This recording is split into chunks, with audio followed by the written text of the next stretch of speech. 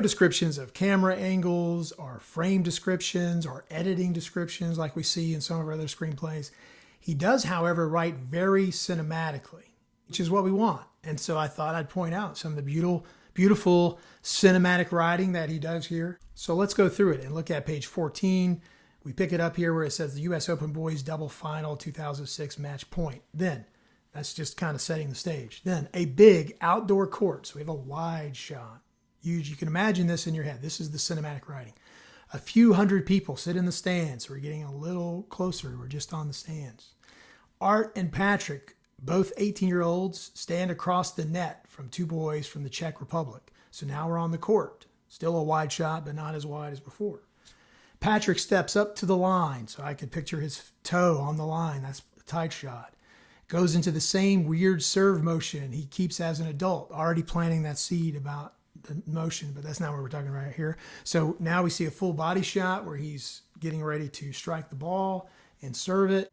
Art, who is up towards the net, crouches down so that Patrick's serve can pass directly over his head.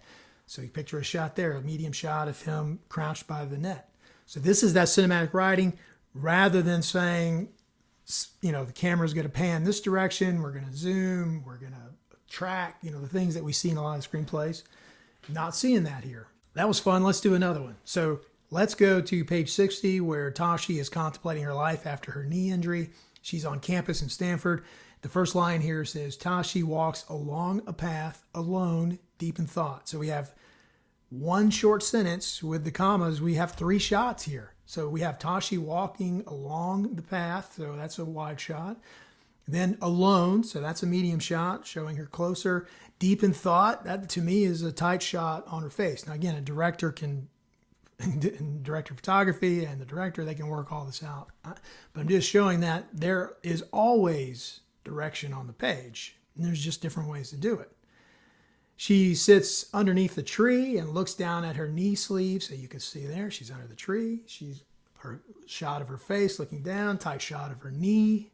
Suddenly she starts taking off her shoe and sliding the knee sleeve off. So this is probably a tight shot, medium shot to the slide off. And she looks at her naked knee, still badly scarred. So the scar is going to be a super tight shot. And she takes it in for a long moment.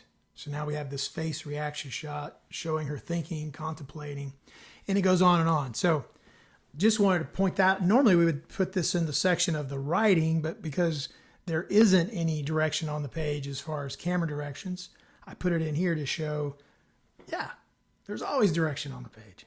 I guess why it stands out to me is because in the other 14 screenplays that we have broken down over the last couple of months, there is so much direction as far as pans and tilts and zooms and, telling the camera where to be and how to take in the shot, that you would expect of all those movies that this one would be the one to have so much of it because of following the tennis ball and the grandiose aspect of sport and gamesmanship and choreographing where they are on the court. But he just does it with words.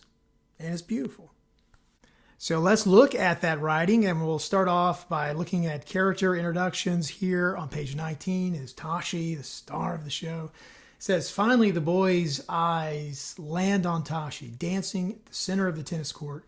She's done her own makeup, and she wears an evening gown that looks like an ambitious working class 18-year-old's idea of what a glamorous person might wear to the Met Gala. So it's a lot of words, but it does paint an important picture. And this is one of these key moments in the screenplay where you can take a little more time. You want to make sure that everyone reading has at least a similar idea of who this person is in the story. Then he goes on to do sort of what we were talking about before and talk to us directly. You let us inside, a little inside baseball, or maybe I should say inside tennis. It goes like this. It says, it's an innocent, immature echo of the comfortably, almost oppressively chic Tashi will meet as an adult. And yet, she has a vision. You can't take your eyes off of her.